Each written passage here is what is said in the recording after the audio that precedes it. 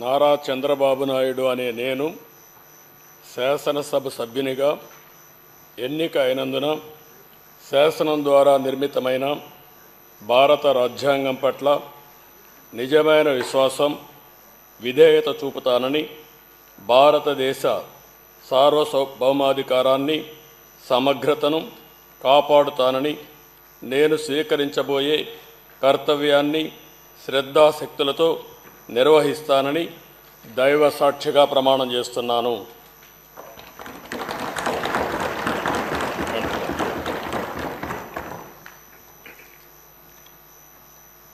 ఆంధ్రప్రదేశ్ శాసనసభ సభ్యుడైన నారా చంద్రబాబు నాయుడు అనే నేను సభ నియమాలకు కట్టుబడి ఉంటానని, వాటిని అనుసరిస్తానని, సభా మర్యాదలను పాటిస్తానని, సాంప్రదాయాలను గౌరవిస్తానని దైవ సాక్షిగా ప్రమాణం చేస్తున్నాను.